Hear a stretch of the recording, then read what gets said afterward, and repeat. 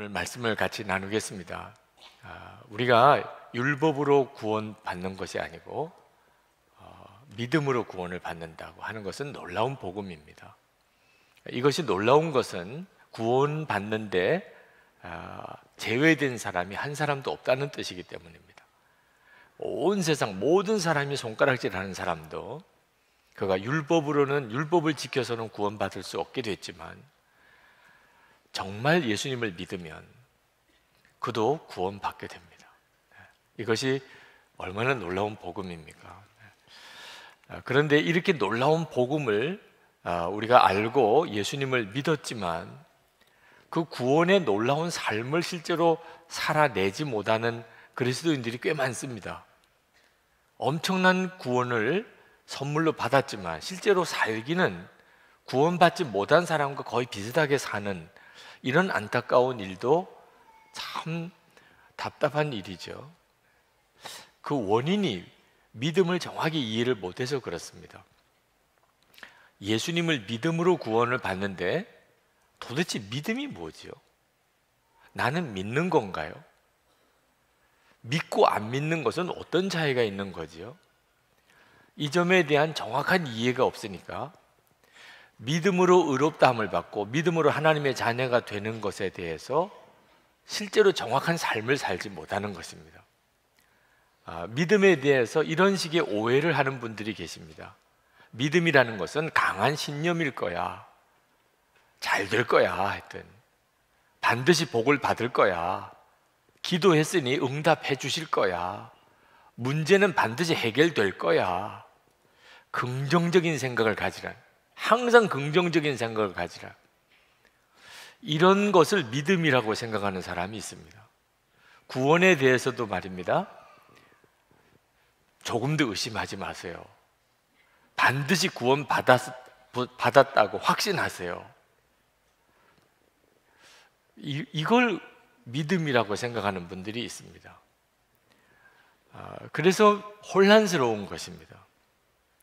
여러분, 믿음은 강한 신념이나 긍정적인 생각이나 조금 더 의심하지 않는 것이 아닙니다. 믿음은 아주 쉽게 설명을 드리면 계속 하나님을 바라보는 것입니다. 하나님을 계속 바라보는 것. 그것이 믿음입니다. 그러면 여러분의 마음에 하나님이 약속하신 모든 것들이 확신으로 옵니다. 하나님을 바라보는 것이 열쇠입니다. 우리는 믿음을 믿는 것이 아닙니다. 우리는 예수님을 믿는 것입니다. 우리 교회에서 늘 24시간 예수님을 바라보시라는 것은 다른 식으로 표현하면 이제 예수님을 믿으시라는 겁니다. 요한복음 17장 3절에 영생은 곧 유일하신 참 하나님과 그가 보내신 자 예수 그리스도를 아는 것이니이다 그랬습니다. 이 영생 구원은 하나님과 예수님을 아는 것이래요. 근데 이 안다는 말은 우리가 유명한 정치인을 알고 유명한 연예인을 아는 것을 말하는 게 아닙니다. 여기서 안다는 것은 부부 관계처럼 그렇게 친밀하다는 것을 말하는 겁니다. 그러므로 우리가 하나님과 예수 그리스도를 안다는 말은 예수님과 부부 관계처럼 그렇게 친밀한 관계에 있다는 것을 말하는 겁니다. 믿음의 핵심은 예수님을 계속 바라보다 보니까 너무 친해진 거죠. 히브리서 12장 2절에 믿음의 주요 또 온전케 하시는 이인 예수를 바라보자 그랬는데 믿음은 예수님을 바라보는 것이라고 정확하게 말하고 있습니다. 믿음은 예수님을 계속 바라보는 겁니다. 에베소서 3장 17절에 믿음으로 말미암아 그리스도께서 너희 마음에 계시게 하시옵고 그랬습니다. 믿음은 예수 그리스도를 마음에 계시게 하는 겁니다. 여러분, 어떤 사람이 내 마음에 있게 하는 것은 항상 그 사람을 생각하는 경우를 그렇게 표현하는 겁니다. 어떤 사람이 내 마음에 있다, 항상 그 사람을 생각한다는 뜻이죠. 이것이 믿음의 핵심인 겁니다. 항상 예수님을 생각하고 주님을 바라보는 것이 그게 믿음인 것입니다. 여러분이 그렇게 하시면 그러면 여러분은 영생을 얻은 사람이고 여러분은 의롭다함을 받는 사람이고, 그리고 하나님의 자녀입니다. 이렇게 믿음으로 구원받는 것은 신약 시대에 갑자기 나온 게 아닙니다. 많은 분들이 오해하는 것이 구약은 율법을 지켜서 구원받고 신약 시대에 믿음으로 구원받는다고 생각하는데, 그건 완전히 잘못된 생각입니다. 구약이나 신약 시대나 똑같이 구원은 믿음으로만 받습니다. 근데 그 믿음이 뭐냐면 하나님을 바라보는 것입니다.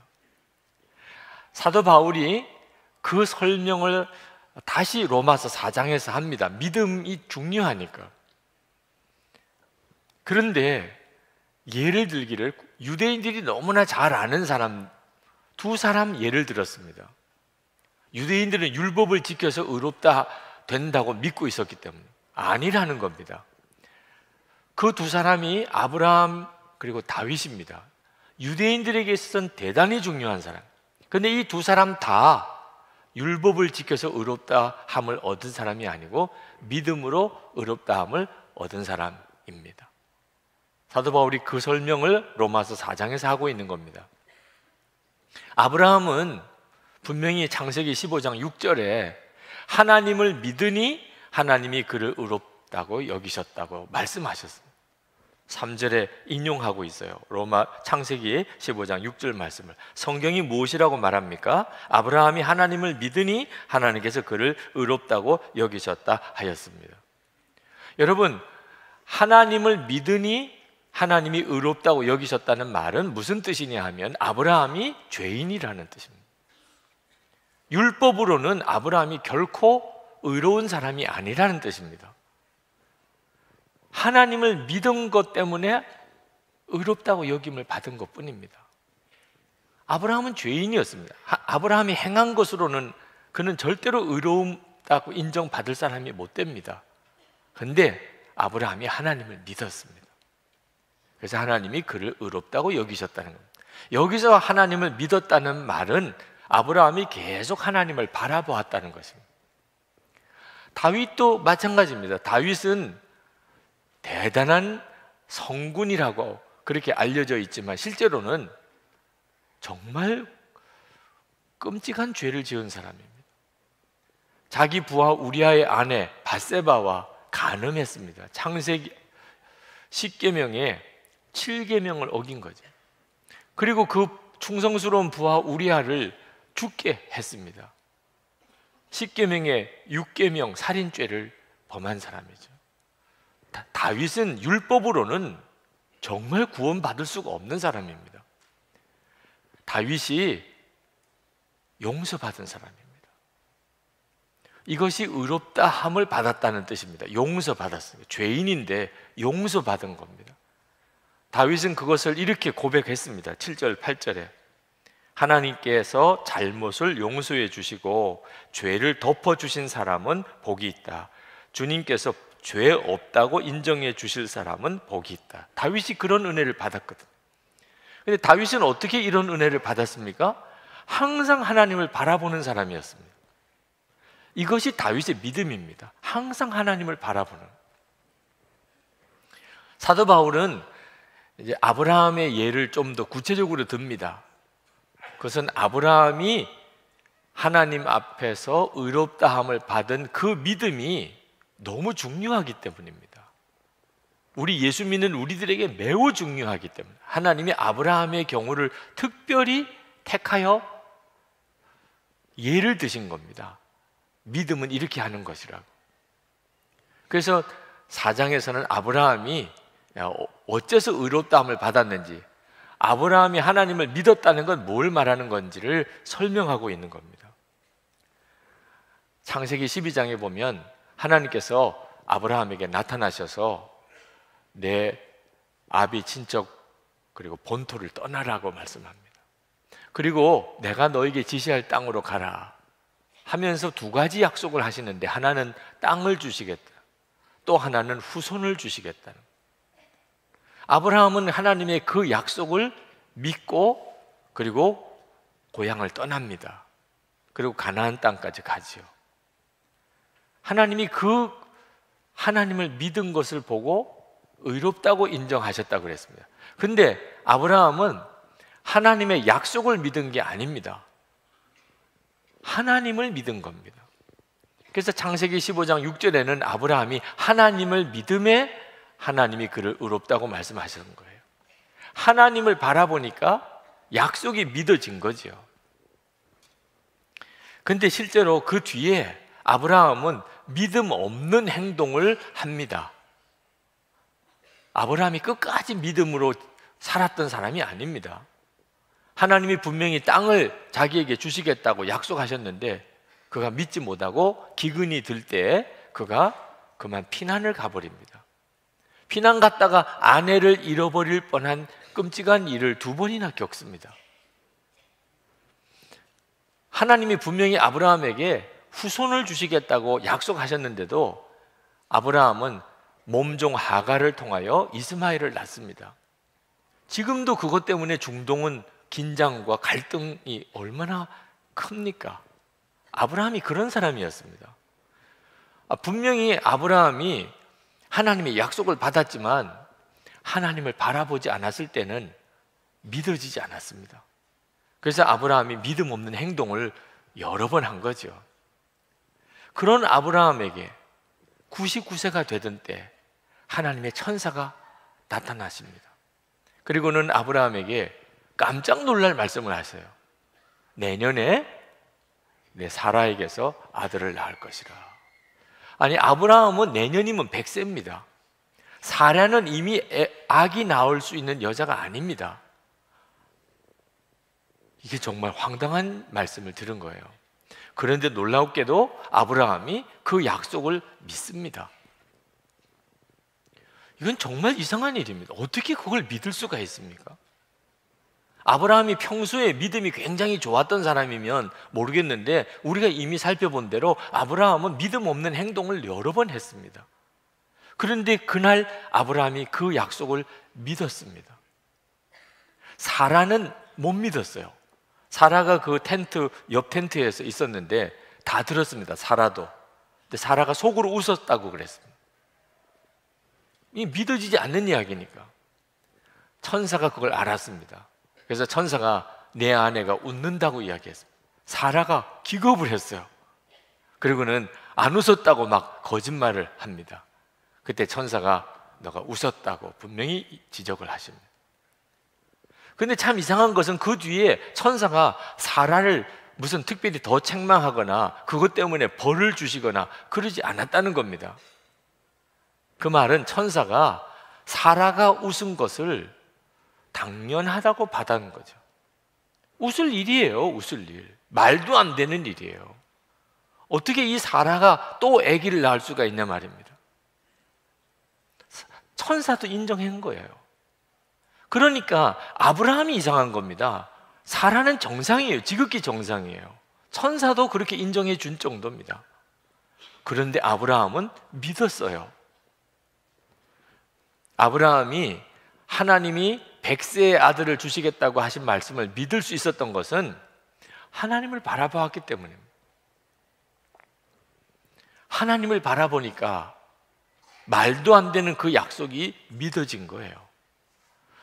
그것은 아브라함이 하나님을 어떤 하나님으로 알고 있었는지를 알아야 됩니다. 17절에 나옵니다. 아브라함이 하나님을 도대체 어떤 하나님으로 알고 있었는지. 그가 믿은 하나님, 다시 말하면 죽은 사람들을 살리시며 없는 것들을 불러내어 있는 것이 되게 하시는 하나님께서 보장하신 것입니다. 그러니까 아브라함이 믿은 하나님은 죽은 자도 살리고 없는 것도 있는 것 같이 부르시는 하나님이. 그럼 100세의 아들을 낳게 해주시는 일, 뭐 얼마든지 하실 수 있지. 그렇게 믿어진 거예요, 아브라함이. 그러니까 아브라함이 100세의 아들을 낳겠다고 하시는 하나님의 말씀을 믿은 것은 하나님을 바라보았기 때문에 그렇게 믿어진 거죠. 21절에 그는 하나님께서 스스로 약속하신 바를 능히 이루실 것이라고 확신하였습니다. 하나님이 하실 거니까 이건 뭐 될 수 있겠다. 아멘입니다. 하나님. 그렇게 나온 거예요. 그걸 하나님이 그걸 기특하게 보신 겁니다. 하나님이 그걸 기특하게 보신 거예요. 하나님을 바라보고 하나님의 약속을 믿은 아브라함을 하나님이 귀하게 여기시고 그 전에 믿음 없이 행동했던 거 하나님이 다 덮어버리셨습니다. 18절 말씀에 아브라함은 희망이 사라진 때에도 바라면서 믿었으므로 너의 자손이 이와 같이 많아질 것이다 하신 말씀대로 많은 민족의 조상이 되었습니다. 그는 하나님의 약속을 믿고 의심하지 않았습니다. 오히려 그는 믿음이 더 굳세어져서 하나님께 영광을 돌렸습니다. 그래서 하나님께서는 이것을 보시고 그를 의롭다고 여겨주셨습니다. 이 일이 아브라함이 할례 받기 전에 일어난 일입니다. 창세기 17장에 가서 아브라함이 할례를 받게 됩니다. 할례하고 아무 상관이 없이 믿음으로 아브라함은 의롭다 인정을 받은 겁니다. 이것을 언급하는 이유는 할례 받지 않은 사람들도, 할례 받지 않은 유대인 아닌 사람들도 얼마든지 믿음으로 하나님 앞에 의로움을 받을 수 있다는 것을 사도 바울이 말씀하고 싶었던 겁니다. 사도 바울이 이처럼 좀 장황하게 아브라함이 믿음을 가지고 의롭다함을 받았던 것에 대해서 설명한 까닭은 예수를 믿는 우리들에게 똑같이 적용되기 때문입니다. 우리가 예수님을 믿는다고 할 때 그게 뭘 말하는 것인지를 아브라함을 통해서 정확하게 우리에게 깨우쳐 주시기 때문입니다. 23절, 24절에 그가 의롭다는 인정을 받았다 하는 말은 아브라함만을 위하여 기록된 것이 아니라 하나님께서 의롭다고 여겨주실 우리, 곧 우리 주 예수를 죽은 사람들 가운데서 살리신 분을 믿는 우리까지도 위한 것입니다. 다시 말하면 하나님을 바라보면서 하나님의 약속을 믿을 수 있었던 아브라함처럼 예수님을 믿어보라는 거예요. 아브라함이 오직 하나님을 바라보면서 그래서 하나님을 믿을 수 있었던 바로 그것처럼 예수를 믿을 때도 예수님을 바라보면서 그렇게 믿는 것이라고. 예수님을 믿는다는 것은 예수님을 온전히 바라보는 것이라고 사도 바울이 말씀하고 있는 겁니다. 여러분은 믿는 사람입니까? 여러분 예수 믿으십니까? 이런 질문은 뭘 묻는 거지요? 교회 나오는 걸 묻는 겁니까? 세례 받은 걸 믿는 겁니까? 무슨 교회에서 직분이 있느냐를 묻는 겁니까? 예수 믿는 사람입니까? 당신 예수 믿으십니까? 도대체 뭘 묻는 거예요? 믿는다는 걸 뭘 어떻게 하자는 거예요? 이제는 정확하게 여러분이 아시기 바랍니다. 여러분 예수 믿으십니까? 이 질문은 여러분은 항상 예수님을 바라보고 사십니까? 그걸 묻는 겁니다. 항상 예수님을 바라보고 사십니까? 여러분이 교회에 나오셔서 신앙생활 오래 하시고 직분도 중직이시고 그렇다 하더라도 항상 예수님을 바라보고 사는 분이 아니면 믿는 게 아닙니다. 집에 가면 남편이 폭군과 같고 아이들은 정말 말을 듣지 않고 직장 가면 예수 안 믿는 직장 상사가 너무너무 괴롭게 하고 하여튼 사방에 너무 힘들고 어려운 일만 많고 절벽 앞에 서 있는 것 같은 그런 난감한 처지에 빠져 있는 사람이 있다고 합시다. 이런 형편에서 어떻게 믿으라는 말입니까? 그런 탄식을 들을 때가 있어요. 목사님, 어떻게 이런 형편에서 내가 믿음을 지킬 수 있습니까? 내가 이런 형편에서 어떻게 하는 것이 믿는 것입니까? 여러분, 다시 한번 분명히 말씀드립니다. 지금 여러분의 처지가 너무너무 어려운 형편이에요. 정말 절벽 앞에 서 있는 그런 기가 막힌 형편에 있다 하더라도 예수님을 바라보시면 그 형편과 그 처지에서 여러분이 계속해서 예수님을 바라보시는 자라면 여러분은 예수님을 믿는 것입니다. 예수님을 믿는 것은 그렇게 간단한 것입니다. 이스라엘 백성들이 광야에서 하나님께 불평불만하다가 뱀에 물려서 죽어가고 있을 때 그들이 회개하고 하나님께 살려달라고 부르짖으니까 하나님이 구원의 길을 주셨습니다. 그것은 장대에다가 놋뱀을 만들어 높이 들라. 누구든지 그 놋뱀을 바라보는 자는 다 고침을 받고 구원을 받을 것이라. 그래서 광야에서 들려진 놋뱀을 바라보고 그리고 사람들이 고침받고 구원받았습니다. 이것은 예수님의 십자가를 예표하는 것입니다. 여러분, 믿음이라는 것은 이렇게 십자가의 예수님을 그냥 바라보는 것입니다. 그때 하나님이 약속하셨습니다. 우리의 인생을 고치시고 구원의 역사를 주시고, 하나님께서 우리에게 약속하신 말할 수 없는 구원받은 자의 놀라운 삶을 살게 해주시겠다. 예수님을 바라보는 것이죠. 그러므로 이 시간 여러분에게 묻습니다. 여러분은 예수님을 바라보시고 사셨습니까? 아침에 눈을 뜰 때부터 밤에 잘 때까지 여러분은 진짜 예수님을 믿으셨습니까? 계속해서 예수님을 바라보고 사셨습니까? 구원은 거기서 온다고 그랬습니다. 아이들을 길러보면 아이들에게서 깜짝 놀랄 때가 있습니다. 그렇게 엄마한테 야단 맞고 심지어 매도 맞아놓고 그 다음에 또 엄마 무릎에 덜썩 앉습니다. 그 믿음이 놀라워요. 아니, 딴 애 같으면은 가까이나 오겠습니까? 그렇게 구박하고 야단치고 그렇게 그냥 혼내고 심지어 매까지 들었는데 그러면 벌써 집 나가버리지. 근데 그 다음에 또 얼마 지나지 않으면 그냥 엄마 무릎에 와서 덜썩 앉아요. 그게 참 놀라운 믿음이죠. 엄마는 나를 사랑한다, 엄마는 나를 위한다고 철석같이 믿는 겁니다. 이 아이들이 어떻게 그런 믿음을 가지게 된 거지요? 항상 엄마 바라보고 산 거 아닙니까? 여러분, 어릴 때는 엄마만 바라보고 사는 거 아니에요? 그러니까 엄마가 너무나 친밀하게 느껴지고 엄마는 내 모든 문제의 해결자이십니다. 여러분, 친어머니라도, 혈육상 친어머니라도 어릴 때 아이를 그렇게 늘 데리고 살지 않은 엄마는 아이를 만나면 아이가 어색해합니다. 내가 엄마야, 엄마한테 좀 와. 그러면 머리로는 엄마인 줄 아니까 다가는 옵니다. 엄마 안녕하세요, 엄마 사랑합니다. 그리고는 엄마 품에 이렇게 기대기는 하지만 힘은 안 기울어져요. 네. 여러분, 우리가 하나님을 정말 압니다. 예수님이 우리의 구주이신 것도 다 압니다.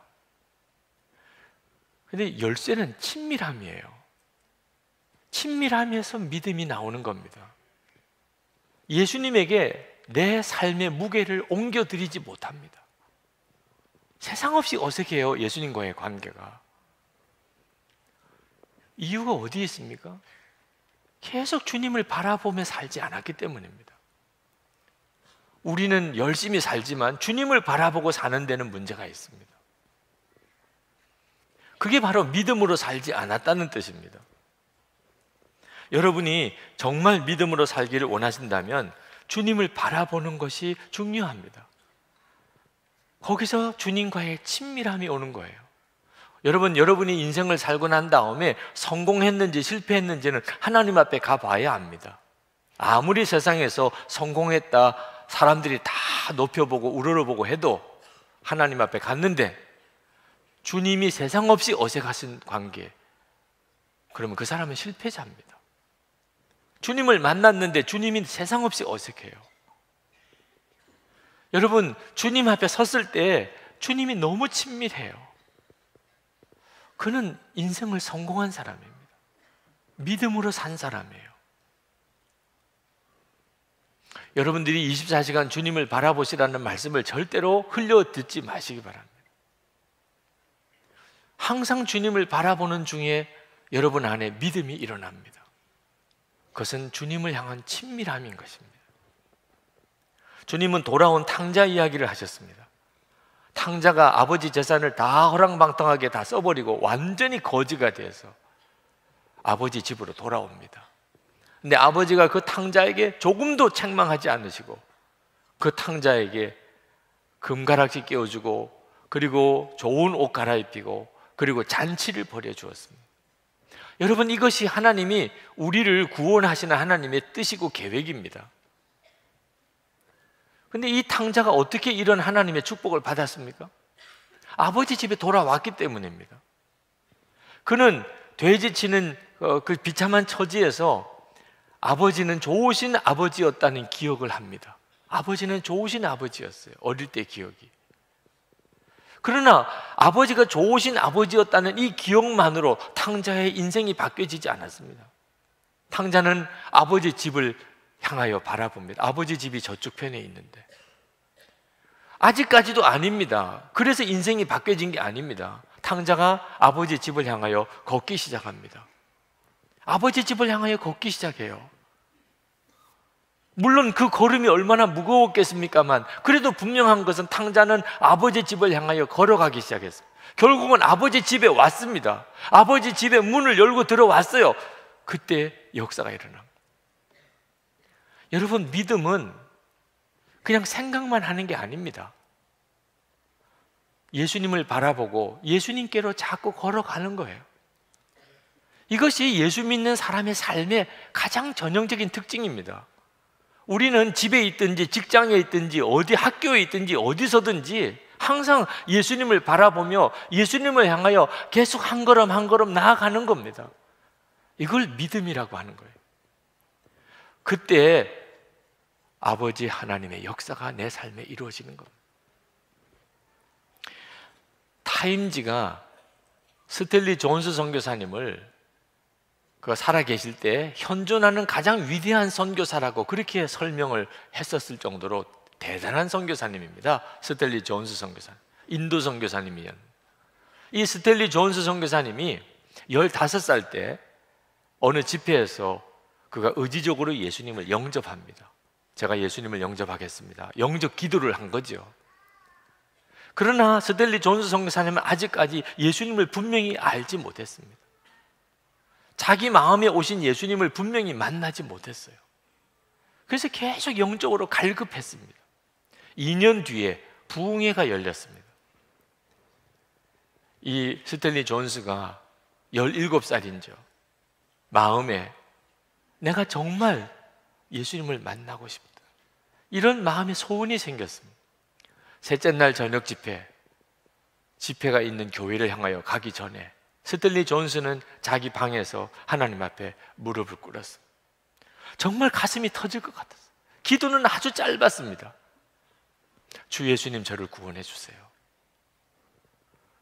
정말 짧은 기도였지만 17년 교회 다녔지만 가장 신실한 기도, 가장 갈급한 기도를 드렸다 그랬습니다.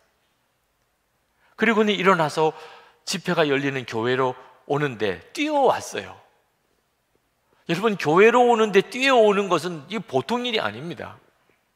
늦어서 뛰어오는 거 말고, 예배 시간에 늦어서 뛰어오는 거는 말고, 그것도 보통 일은 아니긴 합니다만 정말 그건 말고 일찍 가는데도 뛰어오게 되는 것, 그건 이미 그 속에 역사가 일어난 겁니다. 그 예배당 문을 열고 들어섰는데 그건 제일 앞자리에 나와 앉았습니다. 지금까지 그는 교회 와서 예배 드릴 때 한 번도 앞자리에 나와서 앉은 적이 없었는데 그날은 자기도 모르게 맨 앞자리에 나왔습니다. 목사님이 말씀을 전하고 그리고 하나님 앞에 결단하는 자를 부르는 초청을 할 때 그는 바로 그 앞에서 그 부름 앞에 뛰쳐나갔습니다. 그리고 강단 앞에 무릎을 꿇었습니다. 그때 천국이 자기 영혼 속에 들어왔다고 그가 자서전에서 그렇게 고백. 그날 자기가 강단 앞에 무릎을 꿇는 바로 그 순간에 천국이 자기 영혼에 들어왔다.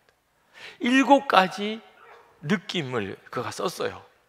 하나님께 용서받았다는 느낌이 강하게 들었다. 두 번째, 본향, 바로 거기로 돌아왔다는 느낌을 받았다. 세 번째, 삶의 목표와 방향이 분명해지면서 목적을 찾았다는 느낌이 들었다. 네 번째, 혼자가 아니다, 늘 함께 하시는 분이 있다는 것을 알았다. 다섯 번째, 어엿한 사람이 되었다는 느낌이 들었다.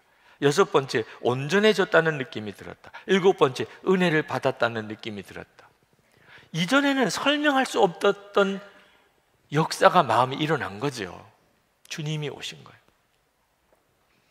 어떻게 17살 스탠리 존스에게 주님이 오셨을까요? 사실 우리 모두에게 일어난 일입니다. 근데 스탠리 존스는 그 17살 때 믿음으로 반응한 거예요. 믿음은 아버지께로 가는 것입니다. 벌써 그는 교회 올 때부터 벌써 달랐어요. 탕자가 아버지 집으로 돌아오던 그대로예요. 여러분은 매주마다 교회를 오시지만 언제 한번 진짜 여러분의 마음의 중심이 주님께로 갈 수 있을까요? 오늘 여러분이 교회로 온 이 걸음이 여러분이 주님께로 향하여 가는 걸음이 되었기를 축복합니다. 그렇게 해보세요. 여러분, 어느 기도 자리, 집에 있는 기도 자리여도 좋습니다. 길을 가다가 그냥 옆에 있는 예배당에 들어가서 기도하는 것도 좋아요. 분명한 것은 주 예수님께로 한 걸음 한 걸음 계속 가는 겁니다. 주님을 바라보고, 이걸 믿음이라고 말하는 거예요. 17살이면 사춘기 시절 아닙니까? 여러분 17살 시절에 자녀들을 다 경험하잖아요. 그런데 스텔리 존슨은 그 격동의 사춘기 시절에 그는 예수 그리스도를 만나는 엄청난 사건을 경험합니다. 친구가 있었어요. 레스라고 하는 친구. 부흥의 그날 자기가 하나님 앞에 결단의 기도를 하러 나갈 때, 그때 옆에 앉은 레스라는 친구가 있었어요. 레스 같이 나가자. 그때 그 친구가, 아니야, 나는 아직까지 인생에 대해서 더 알고 싶은 게 많아. 왜 하나님께 나가면 인생에 대해서 알고 싶은 걸 모르게 된다고 생각하는지 참 궁금하지만 나는 아직도 아니야.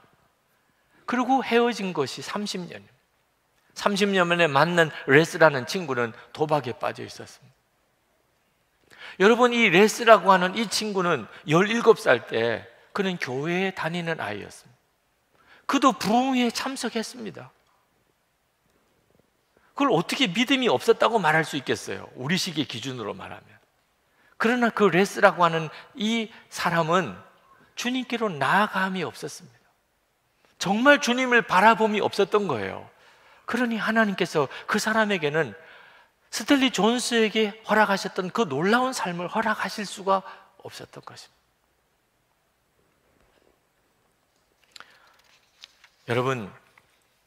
여러분이 지금 17살이 아니라도 좋습니다. 그 나이는 중요하지 않습니다. 여러분의 생애에 반드시 어느 시점엔 이제는 진짜 주님을 바라보고 살기로 결단하는 때가 와야 합니다. 이제는 내가 정말 아버지께로 계속해서 나아가는 삶을 내가 살리라, 이런 결단의 때가 와야 돼요. 여러분의 믿음은 단순히 예수님을 믿고 구원받을 때만 필요한 게 아닙니다. 여러분의 일생에 계속되어야 됩니다. 주 예수님을 바라보는 것은 여러분의 일생에 계속되어져야 돼요. 아프리카의 어느 선교사님이 어느 날 마당에서 노는 아이를 보고는 깜짝 놀랐습니다. 어린 아이예요. 이 선교사님이 그 아이에게 소리를 질렀습니다. 얘야, 엎드려!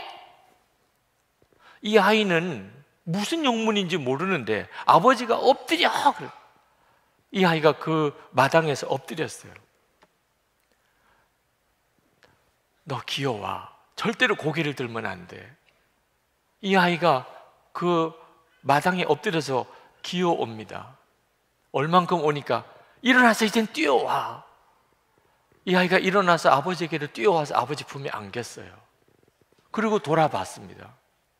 마당에 있는 나무에 5m가 넘는 큰 뱀이 혀를 낼름거리면서 이 아이를 향하여 이렇게 축 처져 내려오고 있는 거예요. 만약에 이 아이가 아버지가 엎드려 그러면 엎드리고 기어오라 그러면 기어오는 이런 아이가 아니었다면 정말 어떤 끔찍한 일이 벌어졌을까 생각해도 아찔하죠.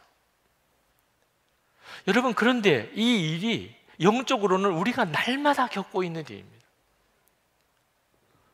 여러분, 계속해서 예수님을 바라보는 삶이 반드시 필요합니다.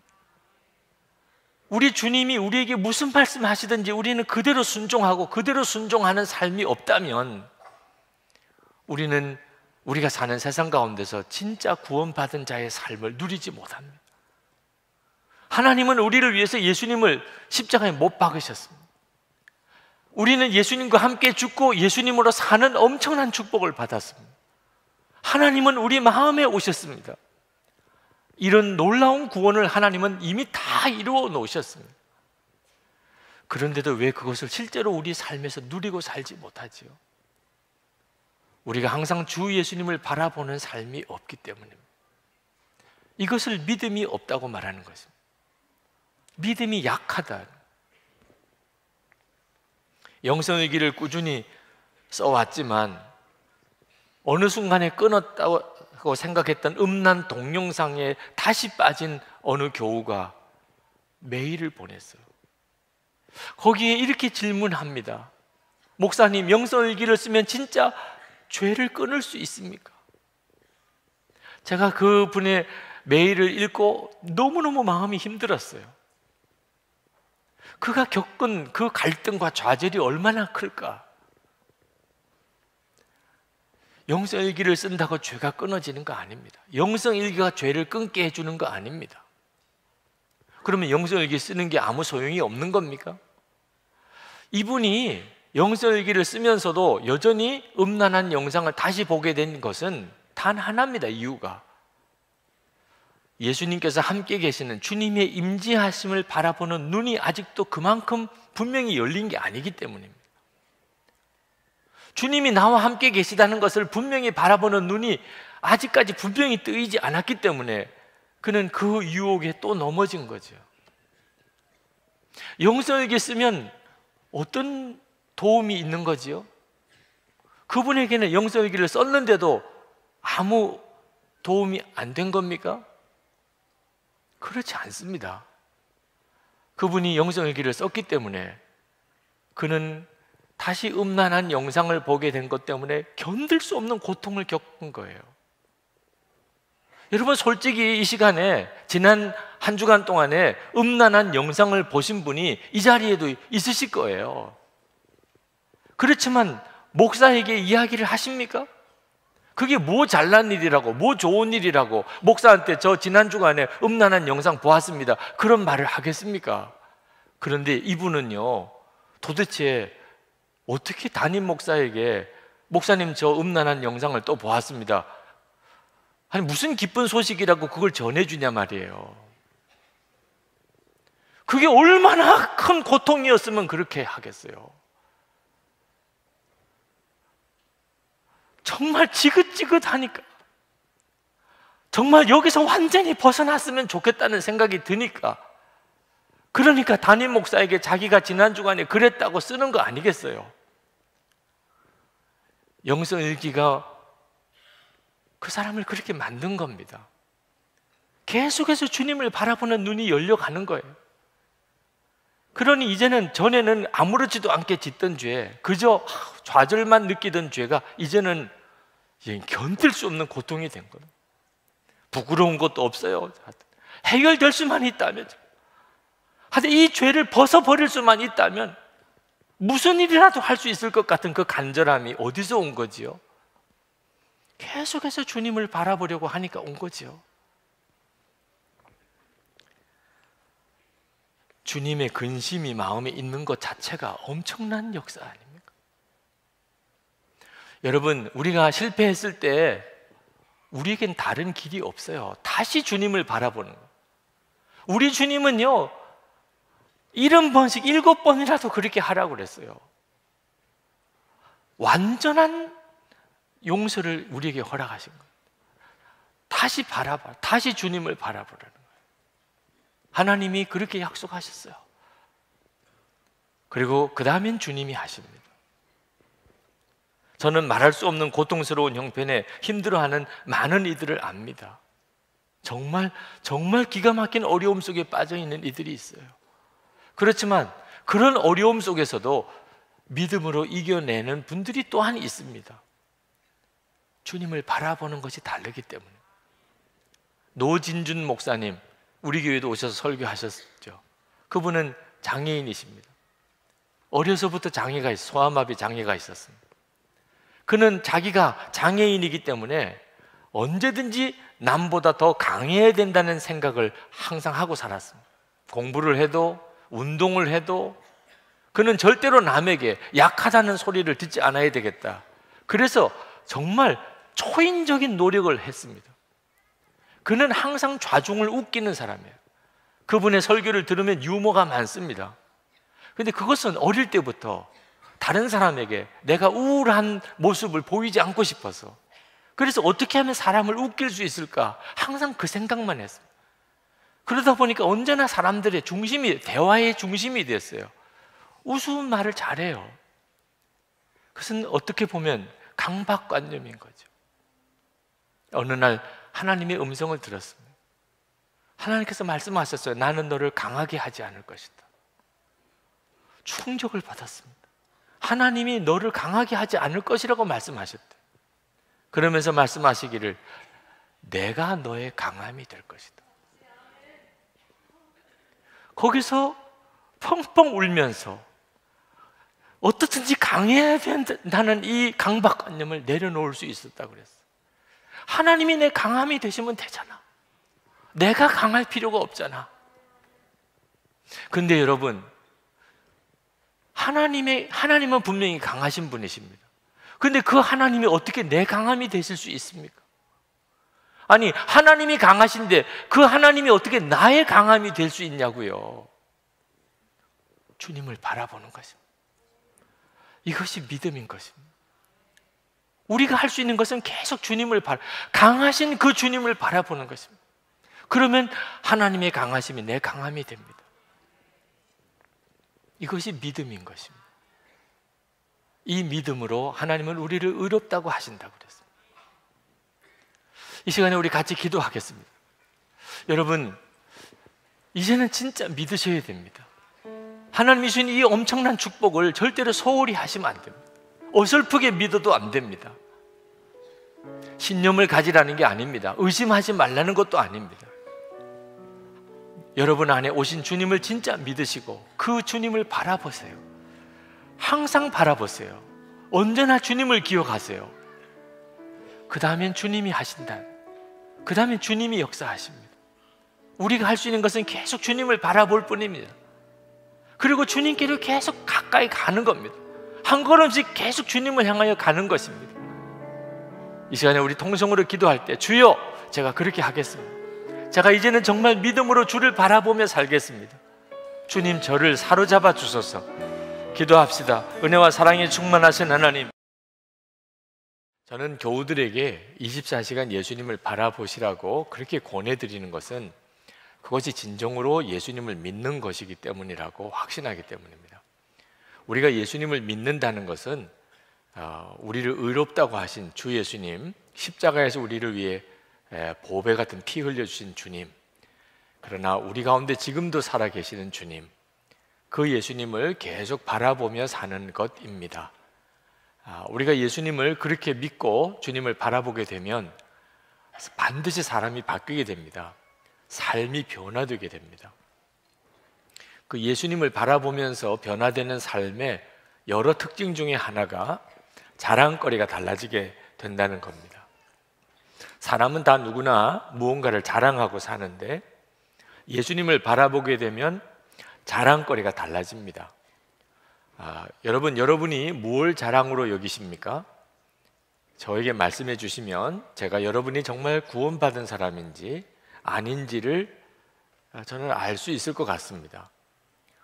예수님을 바라보는 사람은 자랑거리가 바뀌어 버립니다. 오늘 본문에 보면 그 예수 믿는 사람, 예수님을 온전히 바라보고 자란 사람에게 있는 독특한 자랑거리가 뭔지를 말씀하고 있는데 그것은 2절에 나옵니다. 하나님의 영광을 바라보는 소망을 자랑하는 것입니다. 함께 보실까요? 2절에 우리는 또한 그리스도로 말미암아 지금 서 있는 이 은혜의 자리에 믿음으로 나오게 되었으며 하나님의 영광에 이르게 될 소망을 품고 자랑을 합니다. 예수님을 바라보게 되면 전에는 전혀 안 보이던 것이 눈이 열리게 됩니다. 그것이 바로 영광의 하나님이십니다. 교회를 다니면서도 심지어 하나님의 존재 자체도 믿지 못하던 사람이 많습니다. 근데 24시간 주님을 바라보게 되면 영광의 하나님을 보게 돼요. 하나님의 영광을 보는 거죠. 그리고 하나님의 나라를 바라보게 됩니다. 이 세상이 전부가 아니고 하나님의 나라가 있음을 보게 돼요. 그렇게 되면서 사람이 확 바뀌어 버립니다. 전에는 세상 것을 자랑하고 살았는데 이제는 하나님의 영광에 이르게 될 소망을 자랑하게 됩니다. 그거밖에 자랑할 게 없습니다. 여러분, 이것이 그 사람의 인생을 바꾼 겁니다. 삶을 완전히 다르게 만든 거죠. 이렇게 하나님의 영광에 이르게 될 소망을 자랑하게 된다는 것을 하나님과 화해했다고 표현합니다. 하나님과 화평하게 되었다고 그렇게 말합니다. 그 말은 이제 하나님을 진짜 믿었다, 하나님을 만났다, 하나님을 마음에 정말 모시고 산다, 그런 뜻입니다. 1절 말씀에 이렇게 말합니다. 그러므로 우리는 믿음으로 의롭다 하심을 받았으므로 우리 주 예수 그리스도로 말미암아 하나님과 더불어 평화를 누리고 있습니다. 11절에 우리는 지금 그로 말미암아 하나님과 화해를 하게 된 것입니다. 여러분, 예수님을 믿으면 하나님과 평화하게 되고 화해하게 됩니다. 이 말은 무슨 뜻이냐면 예수 믿기 전에는 하나님과 싸우고 살았다는 뜻입니다. 하나님과 적대 관계였다는 거죠. 여러분, 어떤 영토에 대해서 지배권을 주장하는 세력이 두 세력이 있으면 싸우게 되지요. 우리가 하나님과 꼭 그와 같이 살았던 겁니다. 여러분의 마음이 그렇습니다. 우리는 내 마음대로 살고 싶어 합니다. 그러나 하나님께서 내 마음의 왕 되시기를 원하세요. 그러니 하나님과 싸우는 거죠. 늘 마음이 갈등이 많습니다. 우리 가정이 그렇습니다. 우리는 가정은 내 것인 줄 생각합니다. 그러나 하나님은 우리의 가정의 왕 되시기를 원하세요. 그래서 가정 안에서 늘 하나님과 싸웁니다. 우리는 일터에서, 직장에서 우리 나름대로 기준과 판단을 가지고 삽니다. 그러나 하나님께서는 우리의 일터에서조차 하나님이 왕 되시기를 원하십니다. 그러니 우리가 일터에서 늘 갈등하고 사는 거죠. 여러분, 행복하지 않을 수밖에 없는 거예요. 하나님과 싸우고 어떻게 행복할 수 있겠습니까? 어떻게 편안할 수 있겠습니까? 이것이 예수님을 영접하면서 해결이 됩니다. 내가 예수님을 영접하고 항상 주님을 바라보고 살게 되면서 이제 하나님의 왕되심이 분명해지는 거죠. 그것을 하나님과 화해했다, 하나님과 평화하게 되었다 라고 말을 합니다. 그래서 그 영광의 하나님에게 이르게 되는 소망이 생기게 되는 겁니다. 그런데 이처럼 하나님과 화해한 삶을 살게 되는 사람에게 나타나는 기가 막힌 증거가 하나 또 있습니다. 자랑거리가. 환난도 자랑하는 겁니다. 3절 말씀에 그뿐만 아니라 우리는 환난을 자랑합니다. 정말 말 안 되는 이야기가 나옵니다. 환난을 자랑하다니. 세상에 환난을 당한 것을 자랑할 사람이 있겠습니까? 그런데 여러분, 그게 실제입니다. 여러분이 예수님을 계속 바라보게 되면 그러면 여러분 안에 일어나는 변화가 환난도 자랑하는 사람이 된다는 겁니다. 어떻게 그럴 수 있지요? 환난을 자랑하게 되는 이유는 하나님의 영광을 보고 그 하나님의 나라를 바라보게 되면서 우리에게 일어나는 변화입니다. 왜? 환난을 통하여 하나님의 나라 백성의 인격을 우리가 다듬어 가게 되는 거예요. 하나님이 우리에게 괜히 환난과 고생을 주시는 게 아닙니다. 그 일을 통하여 하나님의 나라의 백성다운 인격을 우리가 형성해 가게 됩니다. 3절 말씀에 보면 우리가 알기로 환난은 인내력을 낳고 인내력은 단련된 인격을 낳고 단련된 인격은 희망을 낳는 줄을 알고 있기 때문입니다. 이걸 깨닫게 되는 거예요. 하나님의 나라가 있고 그 하나님의 나라 백성이 되어지는 과정에서 환난이 내게 주어지는 거구나. 그래서 그 이 환난이 내게 기쁨이 되고 자랑이 된다는 거죠. 여러분, 어떤 학생이 대학을 들어가면 기뻐하고 자랑합니다. 유학을 가게 되면 더 기뻐하고 자랑합니다. 어떤 사람이 장교로 합격을 하고 장교 훈련을 받으러 들어가면 은근히 자랑합니다. 어떤 선수가, 운동선수가 국가대표 선수로 발탁이 되면 그건 말할 수 없는 자랑이 됩니다. 그런데 실제로 대학을 들어가거나 유학을 가거나 장교 훈련을 받으러 가거나 국가대표 선수가 될 때 고생이 말이 아닙니다. 쉬운 일 아니에요. 대학 공부, 유학 가서 공부하는 거, 장교 훈련, 국가대표 선수가 어느 정도 훈련을 하게 되는지 여러분 다 아시죠? 그런데 그것을 자랑하는 이유가 뭐죠? 결과가 너무 좋으니까. 결과가 너무 좋으니까 그것 때문에 겪는 어려움은 아무것도 아닌 것처럼 여겨지고 오히려 그것을 자랑하게 된다는 거죠. 여러분, 신앙생활도 똑같습니다. 우리가 환난을 어떻게 자랑할 수 있습니까? 결과가 너무 좋으니까. 그 연단과 시련, 환난을 거쳐서 내 인격이 하나님 백성답게 세워집니다. 영광의 하나님을 바라보는 눈이 뜨인 사람에게는 이건 기가 막힌 것입니다. 그래서 사도 바울이 고린도후서 4장 17절에 환난을 경한 것이라는 그런 묘사를 해서 환난에 경한 것, 우리가 잠시 받는 환난에 경한 것이 지극히 크고 영원한 영광에 중한 것을 우리에게 이루게 함이니. 여러분, 환난이 중한 거지 어떻게 경한 겁니까? 근데 사도 바울은 환난을 경한 것이라고 표현했어요. 그 말은 비교해서 그렇다는 겁니다. 뭘 비교해요? 이 환난을 통하여 내가 얻게 되는 것에 비해요. 지극히 크고 영원한 영광에 중한 것, 우리가 얻게 된다는 겁니다. 여러분, 기가 막히잖아요. 하나님의 영광을 바라보지 못한 사람에게는 이해가 안 되는 일입니다. 그러나 하나님의 그 영광을 바라보는 눈이 뜨이고 나면 하나님이 계시고 그 영광을 알게 되고 하나님의 나라를 알게 되고 이제 내가 그 하나님의 나라의 백성이 되어 가는 것을 내가 알게 되는 순간에 환난이 전혀 달리 보여요. 여러 가지 시험을 당해도 오히려 기뻐요. 왜? 그것으로 인해 내가 변화되어 가니까. 그래서 야고보 사도가 야고보 1장 2절 3절에서 너희가 여러 가지 시험을 만나거든 온전히 기쁘게 여기라.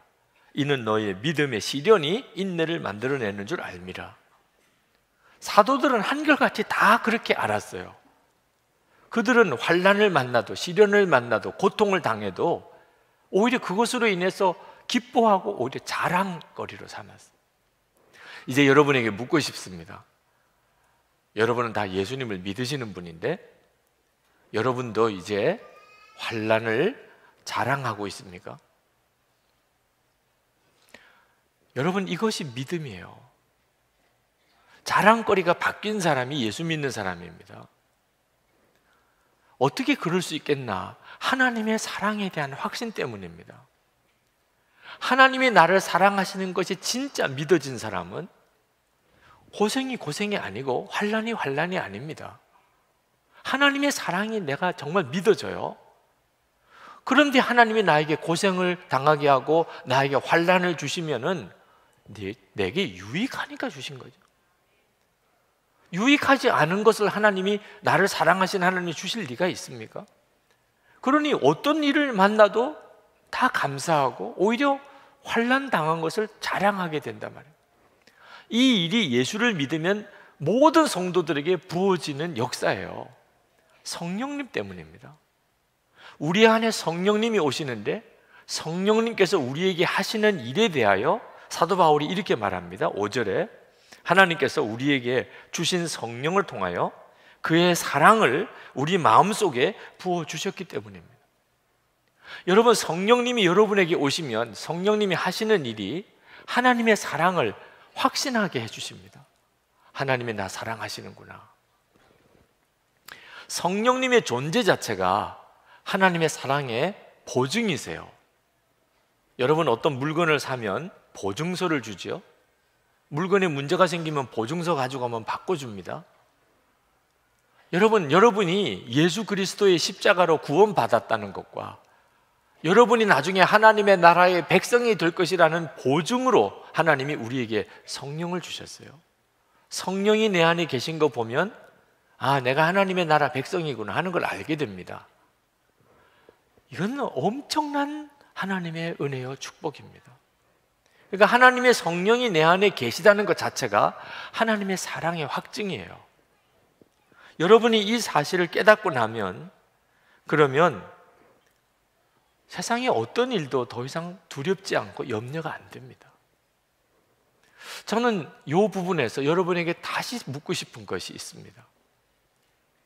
환난이 자랑이 안 된다고 생각되시는 분, 아직도 나는 환난을 자랑하는 그것은 잘 모르겠다 그러시는 분은 하나님의 사랑은 믿으십니까? 하나님이 여러분을 사랑하신다는 건 진짜 믿으십니까? 교회는 다녀도 하나님이 나를 사랑하신다는 것을 믿지 못하는 분들이 정말 많습니다. 오히려 하나님이 자기만 사랑 안 한다고 생각하는 분들이 있습니다. 내 기도는 안 들어주시고 내 형편은 돌보지 않으시고, 이렇게 사는 게 이게 사랑인가? 하나님이 사랑이라면 내가 이렇게 고생할 수 있어? 이렇게 생각하는 분들이 있다니까요. 여러분이 정말 하나님을 사랑하는, 하나님이 여러분을 사랑하시는 것을 믿으시는지 아닌지는 여러분이 영광의 하나님에게 이르게 되는 소망을 자랑하는지 환난도 자랑하는지를 보면 압니다.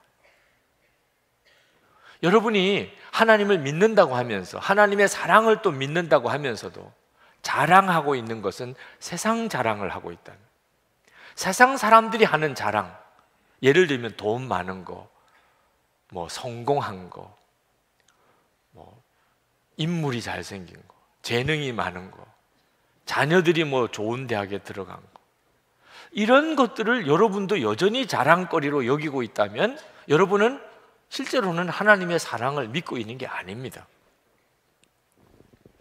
하나님의 사랑을 믿지 못하니까 그런 것들만 자랑하고 사는 겁니다.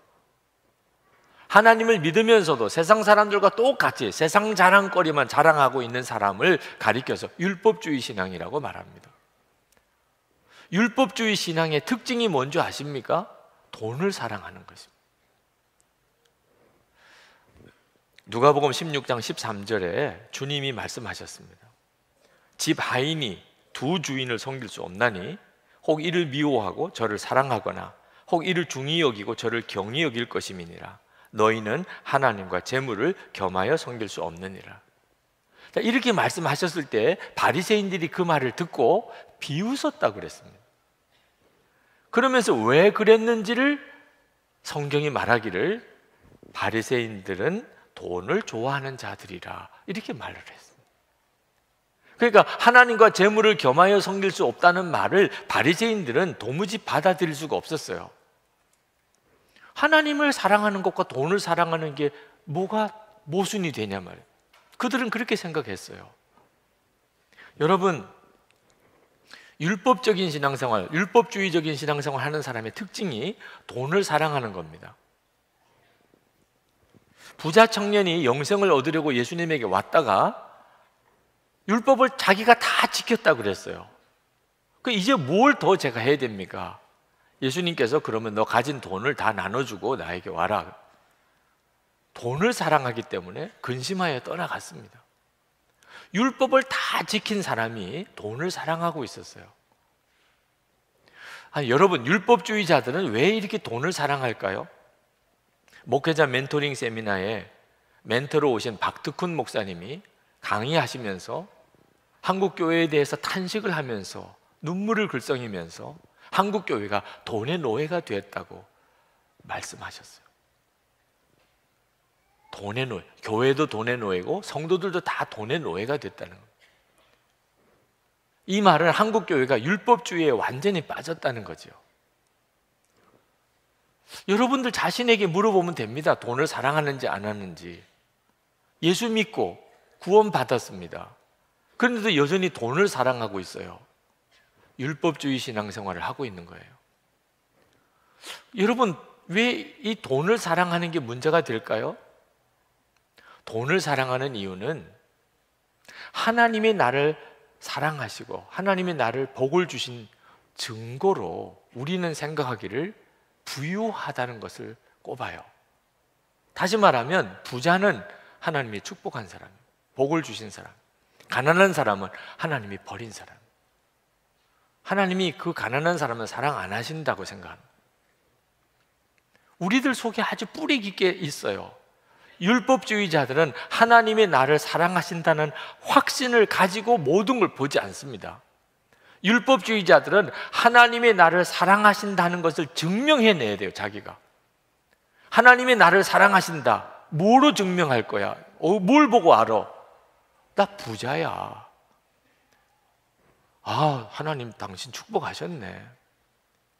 가난하다, 하나님이 당신을 사랑하시면 가난하게 하실 리가 있어? 이것이 율법주의자들이에요.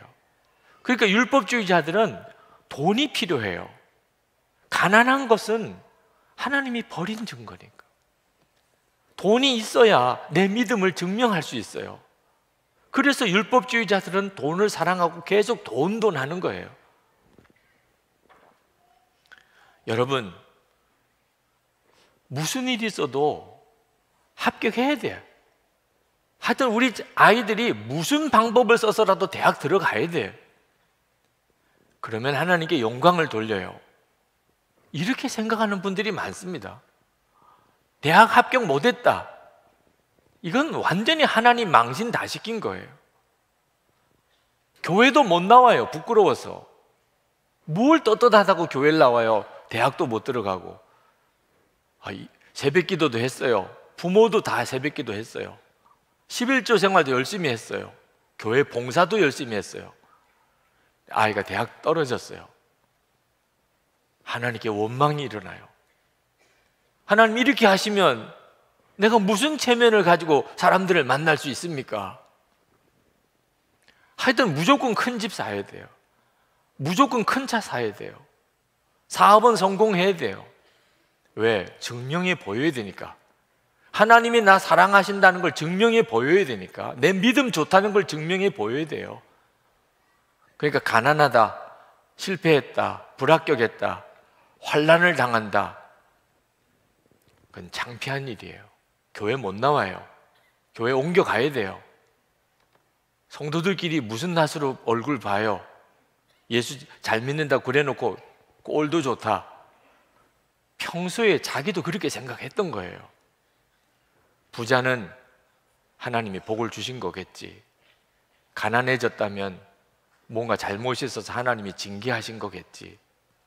그렇게 생각하고 살았던 거예요. 그런데 자기가 그렇게 됐어요. 이건 정말 진짜 고개 들고 못 다니는 일이에요. 여러분, 이게 율법주의예요. 하나님의 사랑을 끊임없이 증명해 보이려고 사는 거예요.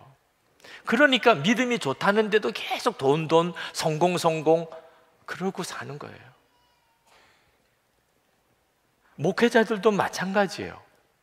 왜 교회를 자꾸 부흥성장시키려고 그렇게 애를 쓰지요? 하나님이 사랑하는 목사님에게는 교회가 부흥될 테니까. 교회가 아주 작아요. 하나님이 그 목사님에게는 사랑을 안 주시나 봐. 이런 판단과 생각이 쫙 깔려 있습니다. 큰 교회들끼리도 막 경쟁이에요. 큰 교회들. 왜? 어느 목사님이 하나님의 더 사랑을 받냐? 여러분, 이건 정말 완전히 넌센스예요.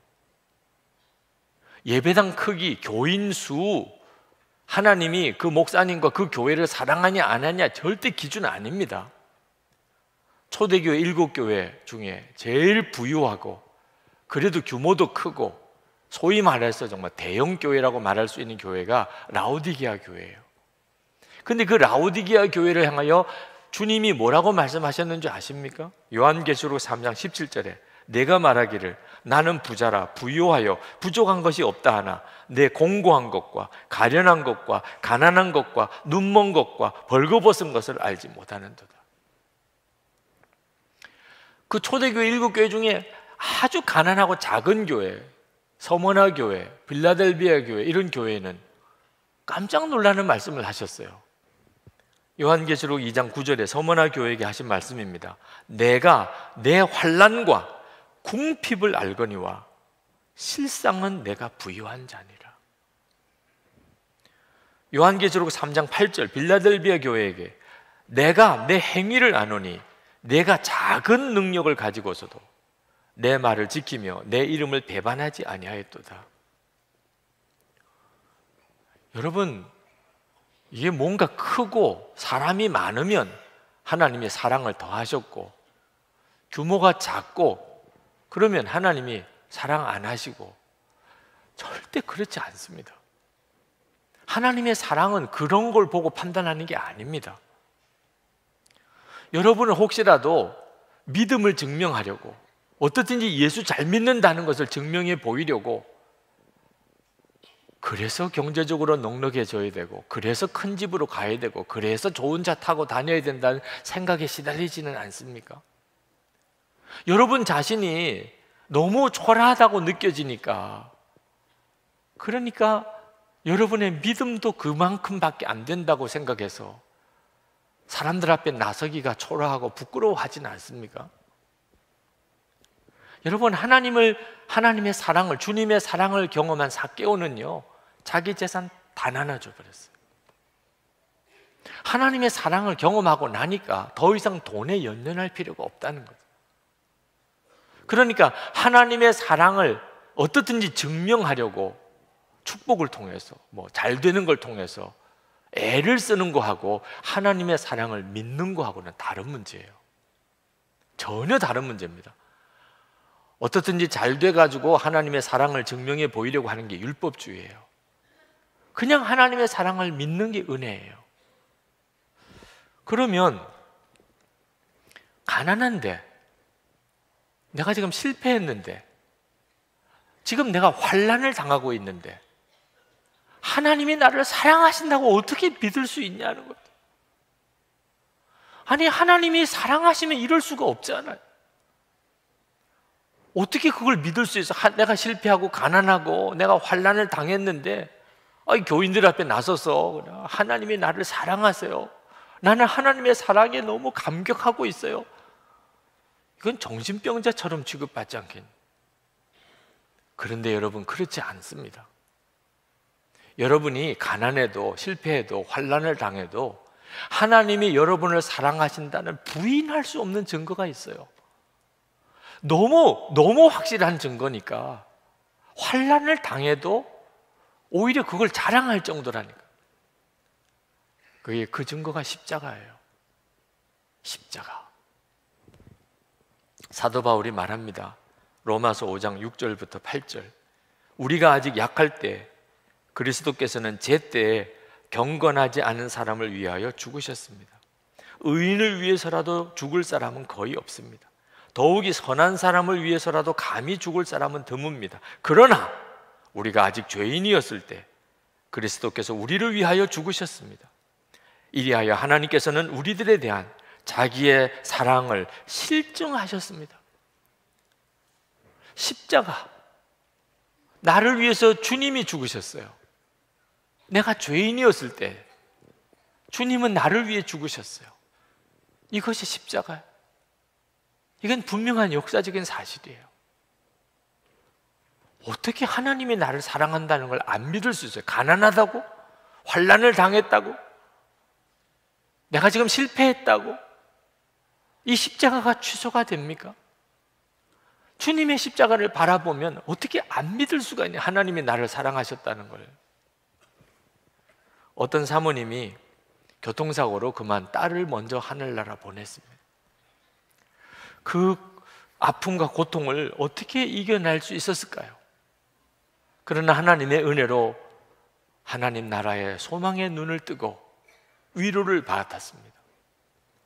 그분이 신학교 동기 게시판에 글을 올렸어요. 내 딸 아이를 보내면서 하나님의 나라에 대한 소망의 눈을 열어주신 하나님께 감사한다. 내 딸의 모습으로 이 세상에 왔지만 하나님의 천사였음을 이제서 깨닫는다. 이제는 아프니 위로가 될 수 있을 것 같다. 남은 시간 정말 할 일이 많이 있구나. 딸을 교통사고로 잃었지만 하나님의 나라의 소망의 위로를 가지고 그 슬픔 중에서도 감사하는 이 사모님, 그리고 오히려 이제 다른 사람의 아픔을 위로할 수 있게 됐다고 그렇게 고백하시는 그 사모님에게 그 동기들이 다 정말 박수를 보냈어요. 이건 진짜 하나님의 역사구나. 그때 캐나다에서 목회하는 같은 동기 목사님 한 분이 거기에 댓글을 달았습니다. 그 목사님도 사랑하는 딸을 먼저 하나님 앞에 보낸 일이 있어요. 너의 글을 읽고 나의 마음이 왜 이리도 찢기웠던지 남몰래 흐르는 너의 눈물이 나의 심장 속에 고인 듯 하였다. 나에게도 그 일이 있고 난 뒤 1년 반 뒤쯤인 듯 하다. 새벽 기도 시간에 갑자기 죽은 딸이 생각나서 한없이 울어보았다. 그날은 종일 울었고 그 주간은 매일 울었었다. 그날 하나님은 나에게 이렇게 물으셨단다. 승호야, 괴롭지? 잊혀지지 않지? 네 하나님, 이제 내 마음을 알겠니? 무슨 뜻입니까 주님? 나도 십자가에서 나의 사랑하는 아들을 잃었단다. 여러분, 십자가는 사실 엄청난 것이에요. 우리는 성령의 도우심으로 십자가에서 하나님의 사랑을 압니다. 그러고 난 다음에 세상은 완전히 다르게 보이는 거예요. 하나님은 나를 사랑하시는 게 맞아요. 그러면 이 고통이 뭐지요? 이 환난은 뭔가요? 나에게 유익한 것이에요. 그러면서 실제로 겪어보니까 그 고통과 환난을 통하여 내 인격이 연단을 받아요. 하나님의 백성답게 바뀌어져 가고 있었던 거예요. 그래서 환난이 자랑거리가 된 거예요. 나는 자랑할 게 환난밖에 없다고. 그게 사도 바울이고 초대교회 성도들이었어요. 여러분, 그래도 십자가를 바라보고 아직도 하나님의 사랑을 잘 모르겠다면, 그러면 여러분이 성령님의 도우심을 구해 보시기 바랍니다. 여러분이 십자가를 보면서 하나님의 사랑을 느끼게 되는 것은 전적으로 성령님의 역사입니다. 성령님이 그렇게 해주시는 거예요. 그러니 여러분 그냥 구하세요. 성령님, 저에게도 눈을 열어서 하나님의 사랑이 지금 내게 얼마나 놀라운지를 알게 해주셔요. 그러나 여러분 꼭 한 가지 알아야 될 것은 성령님께서 역사하시겠는데 성령님은 하나님의 사랑이 얼마나 큰지를, 여러분을 향한 사랑이 얼마나 큰지를 깨닫게 하시면서 먼저 하시는 일이 있습니다. 그래서 여러분이 얼마나 죄인인지를 깨닫게 하시는 일입니다. 여러분이 얼마나 죄인인지를 알지 못하고서는 하나님의 사랑을 결코 알 수가 없어요. 여러분이 하나님의 진노 아래 있었던 사람이에요. 하나님과 원수된 자였다는 사실을 정말 깨닫지 못하는 사람은, 그런 여러분을 위해 예수님이 십자가를 지시고 하나님의 독생자를 보내신 것을 전혀 이해할 수가 없어요. 그것이 얼마나 놀라운 사랑인가를 결코 알 수가 없습니다. 9절 말씀을 보세요. 그러므로 지금 우리가 그리스도의 피로 의롭게 되었으니 그리스도로 말미암아 하나님의 진노에서 구원을 얻으리라는 것은 더욱 확실합니다. 하나님의 진노 아래 있었어요. 우리는 이것을 먼저 깨닫게 하시고, 그리고 하나님의 사랑의 눈이 열리는 겁니다. 제가 어느 교회 부흥회를 갔을 때 마지막 저녁 집회 때 80이 넘으신 어느 권사님 한 분이 간증을 하시겠다고 하셨어요. 그래서 설교 전에 간증을 하러 나오셨어요. 저는 이분이 무슨 간증을 이렇게 하실 것이 있으신가 궁금했었습니다. 근데 간증을 듣고는 놀랐어요. 그분이 자기를 소개하기를 난파 간첩이었다는 거예요. 그리고 그가 투옥이 돼서 20년 옥살이를 했습니다.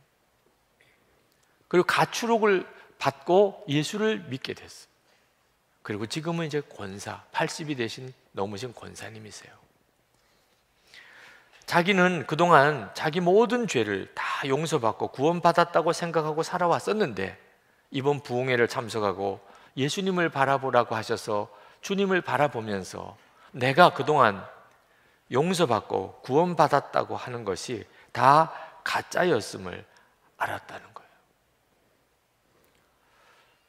자기는 공산당이 되고 간첩이 되고 그리고 간첩의 훈련을 받고 그리고 난파되었는데 목적을 이루기 위해서는 수단 방법을 가리지 않았습니다. 무슨 짓이든지 다 했습니다. 사람들의 경계심을 풀기 위해서 아이 하나를, 여자아이 하나를 데리고 난파됐습니다. 엄마와 딸처럼.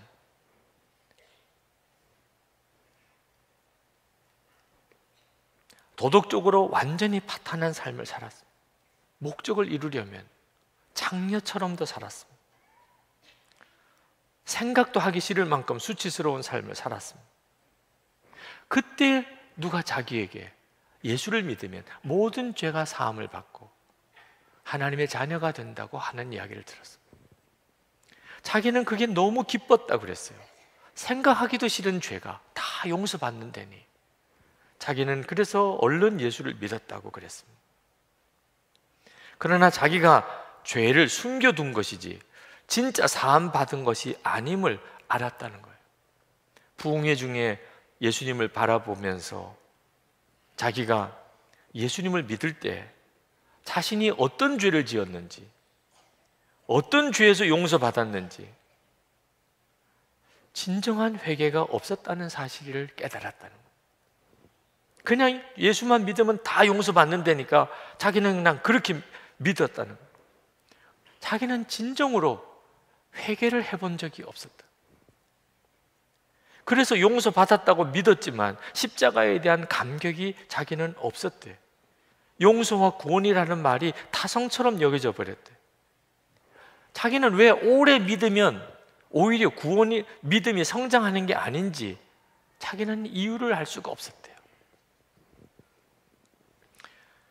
예수님을 바라보게 되면서 비로소 죄가 얼마나 무서운지, 십자가의 능력이 얼마나 놀라운지를 비로소 깨달았노라고. 그러면서 교인들에게 울먹이면서 말씀, 어떤 경우에도 성령님을 거역하지 마세요. 죄는 얼마나 무서운지 모릅니다. 용서받아도 흔적이 남습니다. 그렇게 간증하셨어요. 여러분, 우리가 하나님의 사랑을 깊이 알려면 내가 도대체 어떤 형편에서 구원을 받은 사람인지를 알 필요가 있습니다. 이 일을 성령께서 하세요. 비로소 그때 십자가의 영광, 영광의 하나님, 그 하나님의 나라가 열립니다. 그리고 죄인이었을 때도 나를 그렇게 사랑하신 하나님, 독생자까지 주신 하나님, 이제 하나님과 화해하고 난 다음에 지금 나를 향하여 얼마나 더 사랑하시겠느냐. 이건 뭐 당연한 이야기잖아요. 그게 바로 10절 말씀입니다. 우리가 하나님의 원수일 때도 하나님의 아들의 죽으심으로 말미암아 하나님과 화해하게 되었다면 화해한 우리가 하나님의 생명으로 구원을 얻으리라는 것은 더욱 더 확실한 일입니다. 하나님이 나 사랑하신다. 이건요 너무나 확실해요. 억지로 믿으려고 할 수도 없어요. 너무 확실하니까. 그걸 믿고 내 삶을 보면 가난이, 실패가, 환난이 오히려 더 자랑스러워요. 그걸 통하여 하나님 백성 되는 모습으로 내가 바꿔져 가니까. 뭐 인물이 잘난 거, 돈이 많은 거, 사업이 잘 되는 거, 뭐 성공한 거, 합격한 거, 오히려 그거는 우리를 더 교만하고 나태하게 만드는 위험한 것들. 그건 정말 자랑거리가 아니에요. 하나님이 나에게 주신 선물일 뿐이죠. 환난이 더 자랑스러워요. 아, 여러분, 이 기적이요 얼마나 놀랍습니다. 뭐가 무서워요? 이제는 환난도 자랑거리가 되니, 가난도 실패도 환난을 당한 것도 이제 내게는 자랑거리가 되니 세상 뭐가 겁이 나요? 로마서 8장 37절부터 39절까지. 그러나 이 모든 일에 우리를 사랑하시는 이로 말미암아 우리가 넉넉히 이기느니라. 내가 확신하노니 사망이나 생명이나 천사들이나 권세자들이나 현재일이나 장래일이나 능력이나 높음이나 깊음이나 다른 어떤 피조물이라도 우리를 우리 주 그리스도 예수 안에 있는 하나님의 사랑에서 끊을 수 없으리라. 이 확신이 은혜의 삶이에요. 여러분, 절대로 실패했다고 하나님 영광 가린 거 아닙니다. 오히려 그 실패한 자리에서 내가 내 실패를 자랑해요. 이것이 하나님의 영광을 드러내는 거예요. 실패했다고 숨은 것이 하나님의 영광을 가리는 거지요. 여러분의 자랑거리가 바뀌었습니까? 예수 믿으시고 이제는 자랑하는 게 바뀌었나요? 세상 자랑은 이제 다 버렸고 하나님 그 영광에 이르는 소망이 자랑이고 환난이 자랑이고,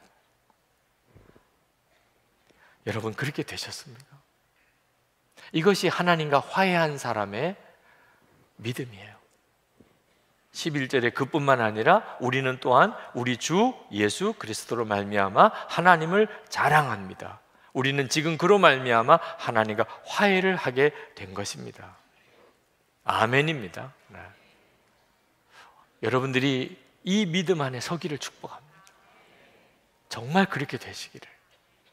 이 시간 기도하겠습니다. 여러분 함께 기도하실 때 하나님, 제가 어떻든지 잘된 것으로 하나님 사랑을 증명해 보려는 이 무익한 노력에서 이제 저를 온전히 구원해 주소서. 하나님의 사랑은 너무 당연한 것, 주님 이것을 제가 완전히 믿습니다. 그리고 내 모든 삶을 다시 보는 눈을 열어 주소서. 그래서 하나님, 제가 이제는 환난도 자랑하는 자가 되게 해 주소서. 같이 기도하십시오. 우리는 참 많은 간증을 합니다. 저는 성도들이 삶에서 경험한 하나님을 간증하도록 계속 권해드립니다. 그런데 많은 분들이 간증거리가 없다는 답답함을 토로합니다. 목사님, 저는 특별한 간증이 없어요. 그것은 정말 옳은 말이 아닙니다. 우리 모두에게는 너무나 놀라운 간증이 있습니다. 간증 중에 간증입니다. 나 같은 죄인이 예수님을 믿어서 하나님의 자녀가 되었다. 이 간증이 간증 중에 간증입니다.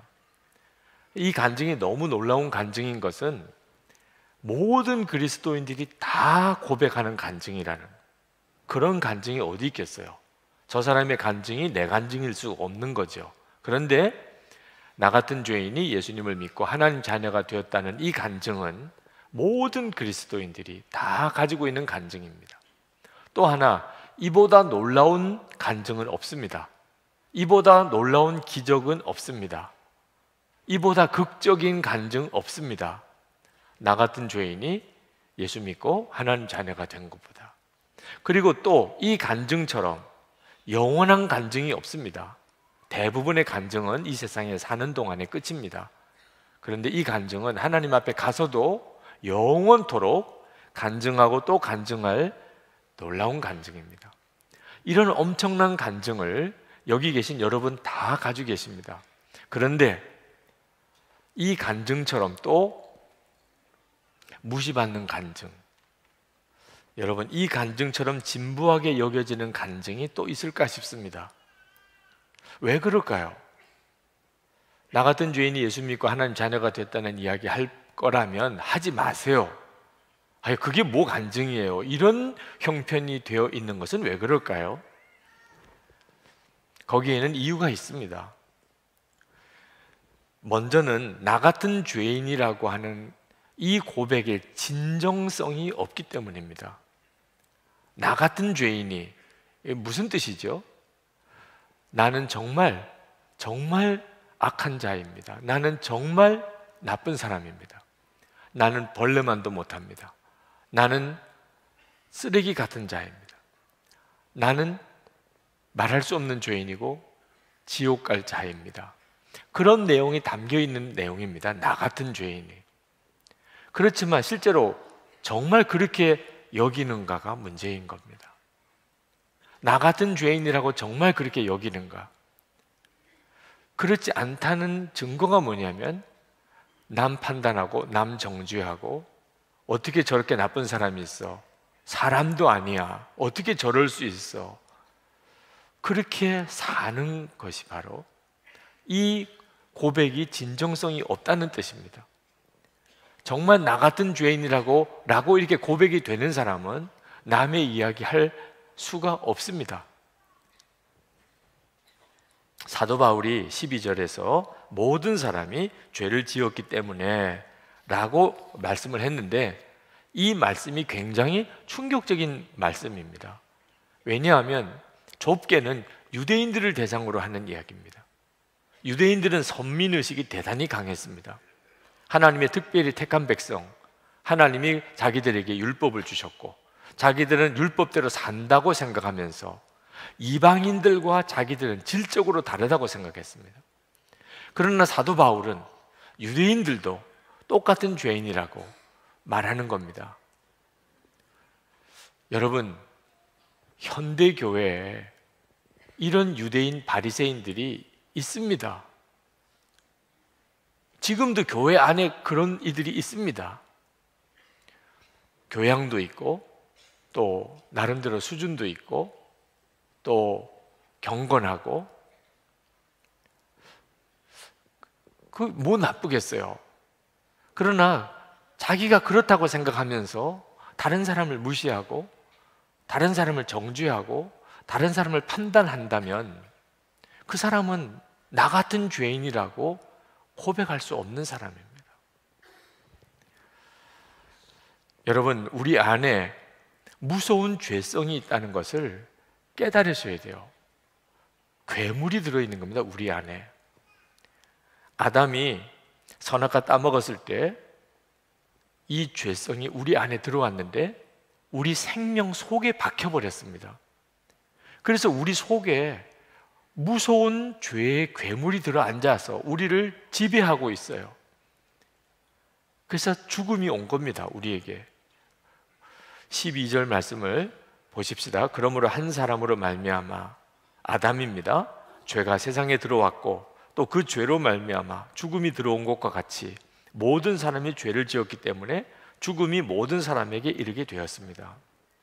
여기 죄가 들어왔다고 그랬는데 단수를 썼습니다. 여러분, 죄는 많잖아요. 거짓말도 죄고 도적질도 죄고 간음도 죄고. 그런데 여기서 말하는 죄는 그런 도적질, 간음질 이런 것과 같은 구체적인 죄를 말하는 게 아니고 어떤 한 세력, 인격적인 어떤 힘을 말하는 것입니다. 우리를 사로잡는 힘이 있다는 겁니다. 그 죄가 아담으로 인하여 사람들 속에 들어왔습니다. 그리고 우리 속에 자리 잡고 있습니다. 우리 자신이 되어버렸습니다. 그래서 예수님께서 요한복음 8장 34절에서 죄를 범한 자마다 죄의 종이라 이렇게 말씀을 한 겁니다. 여러분, 죄 안 지어보려고 노력하신 분들은 동의하실 겁니다. 죄 안 지을 힘이 우리에게 없습니다. 죄 안 짓고 싶은 마음은 있어도 죄 안 지을 힘이 없습니다. 왜? 죄의 종이 되어버렸기 때문에. 우리가 죄를 짓는 것은 죄의 종이기 때문에 그렇습니다. 많은 사람이 아담으로부터 죄가 자기에게 들어왔다는 사실에 대해서 인정하려고 하지 않습니다. 그러나 죄성이 여러분 속에 들어와 있는 거 하나만큼은 부인할 수가 없습니다. 태어나자마자 그렇습니다. 우리가 말씀을 몰라서 죄가 죄인 줄 모를 수는 있습니다. 그러나 말씀을 보면 내가 어떤 죄인인지 그대로 다 드러납니다. 13절 말씀에 율법이 있기 전에도 죄가 세상에 있었으나 율법이 없을 때에는 죄가 죄로 여겨지지 않았습니다. 사람들이 자기가 죄인인 줄 모르는 이유는 하나님의 말씀을 보지 않기 때문에 그렇습니다. 로마서 7장 7절에 율법으로 말미암지 않고는 내가 죄를 알지 못하였으니 곧 율법이 탐내지 말라 하지 아니하였더라면 내가 탐심을 알지 못하였으리라. 여러분 마음속에 탐심이 계속 역사하지요. 욕심이 여러분 속에 계속 역사하죠. 그게 죄인 줄 몰랐을 때는 그냥 자연스러웠는데 말씀을 보니까 탐심이 죄라는 것을 깨닫고, 그리고는 정말 기겁할 정도죠. 내가 이런 죄인이구나. 왜? 탐심이 끊어지지 않는 겁니다. 로마서 1장 29절에서 31절에 보면 사형에 해당되는 죄, 하나님이 그렇게 정하셨습니다. 반드시 죽으리라. 그런 죄목이 나오는데 깜짝 놀랍니다. 시기, 분쟁, 수군거리는 거, 오만한 거, 자랑하는 거, 부모를 거역하는 거, 우매한 거, 신의가 없는 거, 무정한 거, 무자비한 거, 이게 다 사형에 해당되는 죄입니다. 하나님이 그렇게 정하신 것을 몰랐을 때는 뭐 사람이 그렇게 하고도 사는 거지 이렇게 생각했지만, 말씀을 보니까 내가 사형에 해당되는 죄가 한두 가지가 아니에요. 말씀이 아니면 자기가 지옥에 갈 죄인인 것을 모릅니다. 사사기 21장 25절에 보면 그때 이스라엘에 왕이 없으므로 사람이 각기 자기의 소견에 오른 대로 행하였더라. 자기 생각에 옳은 대로 행하는 게 무슨 죄입니까? 성경을 보니까 그게 죄인 거예요. 어째서 그렇습니까? 하나님이 왕 되심을 거부한 거니까. 내 생각에 옳은 대로 행합니다. 그 말은 하나님이 왕 되심을 거부한 것이기 때문에, 이야, 이게 그렇게 큰 죄구나. 그전에는 내가 옳은 대로 살았어요. 그런데 말씀을 보니까 내가 옳다고 생각하는 대로 사는 것이 하나님의 왕 되심을 거부하는 것입니다. 그러니 그게 얼마나 큰 죄예요. 저는 솔직히 제가 말할 수 없는 죄인이라는 사실을 꿈에도 생각하지 않았습니다. 저는 나름대로 괜찮게 살았다고 생각했습니다. 그런데 성령의 역사로 예수님을 만나고 거듭난 다음에 제가 얼마나 큰 죄인인가를 깨달았습니다. 저는 드러내놓고 짓는 죄는 거의 짓지 않았습니다. 마음으로 짓는 죄는 말할 수 없는 죄를 짓고 살았습니다. 심지어 내가 목사를 할 자격이 없다, 목사를 사표내고 싶을 정도로 저의 죄에 대해서 엄청난 충격을 받았습니다. 성령께서 그렇게 하십니다. 그래서 우리가 나 같은 죄인이라고 고백하게 되는 겁니다. 여러분, 여러분들의 나 같은 죄인이라는 고백에 진정성이 있습니까? 그걸 기도하셔야 됩니다. 하나님, 제가 어떤 죄인인가를 알게 해주세요. 두려워하지 마십시오. 여러분이 어떤 죄가 있는지를 깨닫게 되는 것을 두려워하지 마십시오. 여러분이 여러분의 죄가 어떤 것인지 깨닫는 순간에 비로소 은혜의 문이 열리는 겁니다. 영생의 시작인 것입니다. 죄가 죄인 줄 모르는 것이 그는 이미 버림받은 상태에 있는 겁니다. 하나님의 저주 아래에 있는 것입니다. 20절 말씀에 죄가 많은 곳에 은혜가 더욱 넘치게 되었습니다. 왜 예수를 믿어도 나는 제대로 은혜를 경험하고 못하고 삽니까? 자기 죄를 모르고 사는 거예요. 나 같은 죄인이라는 진정한 고백이 없는 겁니다. 그러나 우리가 또 하나 기도할 것이 있는데, 그것은 하나님의 자녀라고 하는, 이제는 하나님의 자녀라고 하는 그 고백에 감격을 주시기를 기도하는 것입니다. 예수 믿는 성도들은 다 하나님의 자녀라는 고백을 스스럼 없이 합니다. 문제는 감격이 없다는 데 문제가 있는 거예요. 하나님도 안 믿어지고 하나님의 사랑도 안 믿어지는데 하나님의 자녀가 되었다는 게 뭐 대단해요? 하나님의 자녀가 되어서 세상 사는데 뭐 하나 도움이 됩니까? 이렇게 생각을 하는 겁니다. 그러니 하나님의 자녀라 이런 고백이 뭐 감격이 없어요. 그건 간증거리도 아니에요. 기가 막힌 거죠. 계속 마음에 의심만 일어납니다. 예수님이 십자가에 죽으셨는데 어떻게 내 죄가 사함받아? 예수님이 십자가에 죽으셨는데 어떻게 모든 사람의 죄가 다 사함받느냐고 믿어지지 않습니다. 근데 여러분, 복음을 주목해야 됩니다. 어떻게 아담으로 인하여 우리에게 죄가 들어왔고 어떻게 예수 그리스도로 인하여 우리에게 생명이 들어왔는지에 대하여 성경은 명확하게 말씀하고 있습니다. 아담은 예수 그리스도의 모형이라고 했습니다. 14절에 아담은 장차 오실 분의 모형이었습니다. 아담 때문에 우리에게 죄가 들어왔습니다. 성경은 그 말씀을 계속하고 있습니다. 그것은 뭘 말씀하려는 거지요? 예수님으로 인하여 우리에게 생명이 왔다는 사실을 말씀하려고 하는 것입니다. 사도 바울은 15절부터 19절까지 아담으로 인한 타락과 예수 그리스도로 인한 구원에 대하여 선명한 대조의 말씀을 우리에게 말씀하고 있습니다. 아담의 범죄로 죽음이 임하였으나 예수 그리스도 때문에 생명을 얻게 되었습니다. 아담으로 인하여 유죄 판결이 내려졌지만 예수 그리스도로 말미암아 무죄 선언이 내려졌습니다. 아담의 불순종으로 말미암아 많은 사람이 죄인으로 판정받았으나 예수 그리스도의 순종으로 말미암아 많은 사람이 의인으로 판정을 받을 것입니다. 예수 그리스도로 인하여 우리에게 은혜의 선물이 넘쳐나게 되었습니다. 놀라운 복음을 우리에게 말씀하고 계십니다. 문제는 그런 은혜의 선물을 받고도 감격이 없다는 것입니다.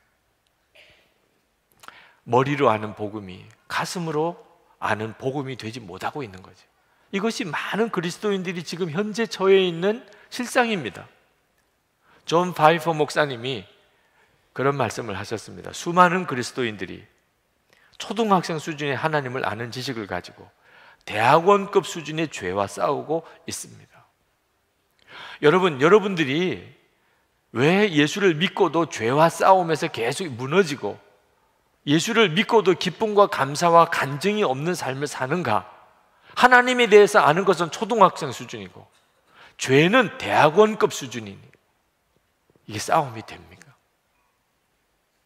우리가 예수님을 믿지만 실제로는 예수님을 아는 것이 없고 하나님을 믿지만 하나님에 대해서는 정말 너무나 아는 것이 초라하니 어떻게 은혜의 삶을 살 수 있겠습니까? 존 파이퍼는 계속 말했습니다. 어떤 분들은 이렇게 말할지도 모릅니다. 하나님에 대해서 많이 아는 사람도 마찬가지이던데요. 유명한 설교자나 신학 박사들 중에도 죄 짓는 사람들 많지 않습니까? 저는 이렇게 말할 것입니다. 더 많을지도 모릅니다. 그러면 어째서 설교자나 신학 박사들이 간음죄도 짓고 파렴치한 일도 하는 것일까요? 그들이 하나님을 모르기 때문입니다. 여러분이 매일 10시간을 시작 서적을 읽으면서 40년을 공부한다 하더라도 하나님을 살아계신 하나님, 아버지 되신 하나님, 사랑의 하나님을 알지 못할 수 있습니다. 지식으로만 하나님을 아는 것은 마귀가 하나님을 아는 방식입니다. 우리 신앙을 분별하는 중요한 기준이 있습니다. 그것은 사랑이냐 미움이냐 하는 것입니다. 하나님은 모든 사람을 사랑하시지만 마귀는 모든 것을 미워합니다. 그러므로 하나님을 아는 지식이 많은데도 사람을 미워한다면 그가 아는 하나님은 마귀가 아는 하나님과 같은 것입니다. 여러분은 어떤 하나님을 알고 계십니까? 하나님은 살아계시고 하나님은 사랑의 하나님이시고 여러분과 함께 하시는 하나님이시기 때문에 여러분이 이제는 많은 사람을 사랑하게 되었습니까? 그러면 여러분은 참 하나님을 알고 있는 것입니다. 여러분은 하나님을 많이 알고 있는데도 여전히 믿고 또 여전히 욕심이 나고 여전히 다투고 여전히 슬프고 여전히 낙심하고 여전히 우울하고 그렇습니까? 그러면 여러분은 하나님을 마귀가 아는 하나님 정도로만 알고 있는 것입니다. 성경은 분명히 놀라운 약속을 하고 있습니다. 17절에 예수 그리스도 한 분으로 말미암아 생명 안에서 왕노릇하게 되리라. 생명 안에서 우리가 왕노릇하게 되리라. 21절에 우리 주 예수 그리스도로 말미암아 얻는 영원한 생명에 이르게 하려는 것입니다. 예수 그리스도 안에서 우리를 영원한 생명에 이르게 만들어 주시는 것이 복음입니다. 그러므로 지금 현재 여러분들이 예수를 믿고도 여전히 죄의 종노릇하고 기쁨 없고 감사가 없고 사랑 없고 싸우고 욕심내고 계속 죄짓고 그리고 좌절하고 그리고 우울하고 있다면 여러분은 아직 하나님이 계획하신 은혜의 자리에 온전히 이른 게 아닙니다. 결코 예수 믿는 게 여기서 여러분 끝난 게 아닙니다. 하나님의 계획은 그렇게 예수 믿는 게 아닙니다. 여러분이 생명 안에서 왕노릇하는 것입니다. 여러분은 믿으셔도 됩니다. 하나님이 나를 그렇게 만드실 것에 대해서 믿으셔도 됩니다. 하나님께서 반드시 여러분에게 감격스럽게 나 같은 죄인이 예수를 믿고 하나님 자녀가 되었습니다, 이렇게 간증하게 만드십니다. 여러분이 그렇게 간증할 수 있게 될 때가 되면 그러면 어떤 환경, 어떤 순간에도 방황 끝납니다. 낙심 끝납니다. 나 같은 죄인이 예수 믿고 하나님 자녀가 되었다는 것이 감격이 되면 그러면 여러분이 이 세상 살아가는 동안에 문제가 될 수 있는 게 아무것도 없습니다. 하나님은 여러분은 그런 고백을 하게 만들어 주십니다. 어떻게 하면 그렇게 되지요? 십자가를 바라보는 눈을 놓치지 않는 겁니다. 예수 그리스도를 바라보는 눈을 놓치지 않는 것입니다. 그렇게만 하면 하나님은 반드시 여러분에게 그 놀라운 은혜의 역사를 허락해 주십니다.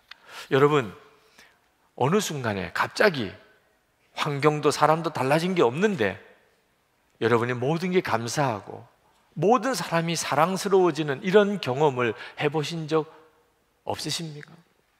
어느 순간에 갑자기 내 눈이 달라져 버렸습니다. 내 마음 생각이 달라져 버렸습니다. 이런 일을 경험해 보시지 않았나요? 미국 달라스에서 만났던 최병락 목사님 이야기입니다. 그 아들이 5살 때 일입니다. 목회하면서 아이들을 키우는 일이 굉장히 힘드셨답니다. 특히 아들이 아주 활발한 그런 활동력이 강해서 잠시도 눈을 뗄 수가 없었습니다. 사모님도 지치고 목사님도 많이 지쳤습니다. 자녀를 주신 하나님께 감사드렸던 마음이 점점 사라지고 있었습니다. 솔직히 아이들이 빨리 커서 나중에 아내와 둘이서 자유롭게 목회했으면 하는 마음이 간절했었을 어느 날 아이들을 데리고 신방을 갔는데 방도 많고 거실도 3개나 되는 큰 집이었습니다. 목사님과 사모님은 1층에서 예배를 인도하고 아이들은 2층 미디어 룸에서 게임을 하며 놀았습니다. 예배를 마쳤습니다. 이제 같이 모인 교인들과 담소를 나누고 있었는데 갑자기 2층에서 무언가 꽝 하고 터지는 소리가 났습니다. 얼마나 소리가 컸던지 깜짝 놀라서 뛰어 올라가 봤더니 연기가 자욱했습니다. 아이들은 큰 텔레비전 화면에서 게임용 장총으로 목표물을 맞히는 전자게임을 하고 있었답니다.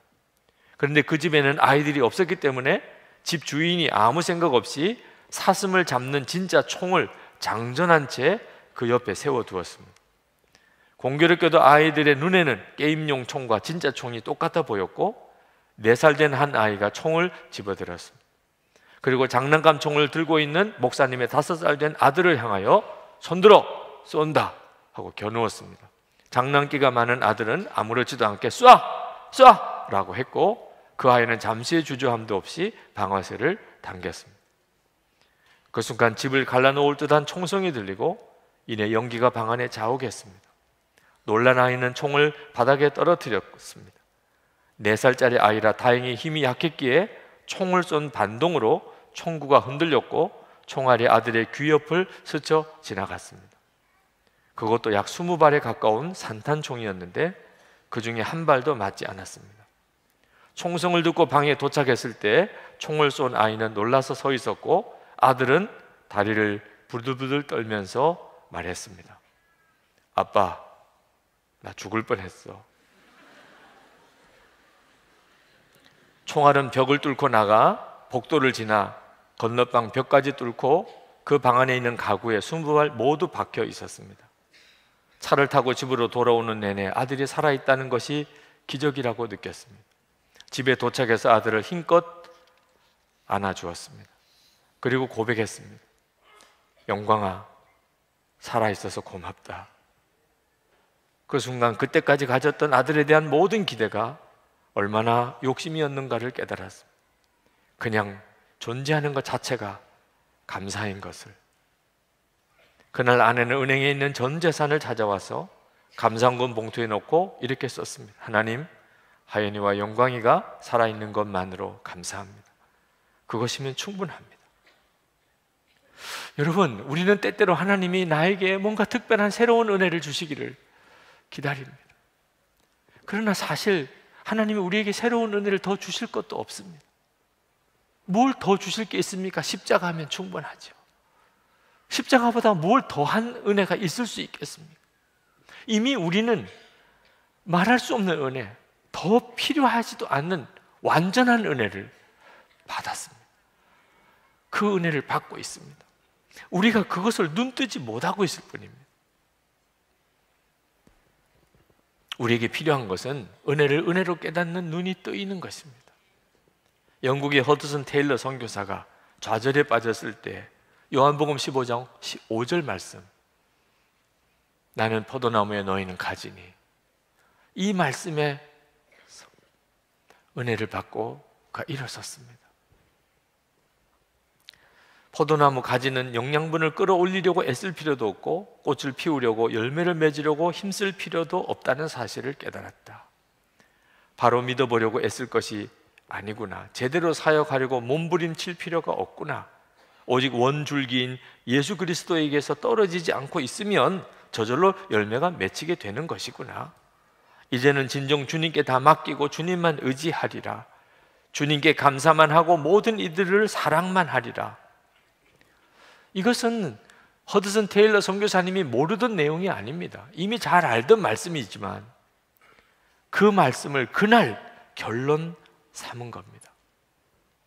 주님만 바라보는 눈이 뜨였기 때문입니다. 그리고 인간적으로 노력하고 애쓰던 것을 다 내려놓았습니다. 완전히 주님께 맡겼습니다. 그 후에 그는 주님의 놀라운 능력으로 많은 열매를 거두었습니다. 그가 영국 캐직 총회에서 다음과 같이 말했습니다. 저는 패배를 당했고 그래서 승리를 간구했으나 승리는 도무지 오지 않았습니다. 그러나 어느 날 저는 믿었습니다. 그랬더니 승리가 왔습니다. 여러분, 여러분에게는 이 도움이 필요한 것입니다. 더 은혜를 받는 것이 아니고 이제는 받은 은혜에 눈이 뜨이는 것이 필요한 것입니다.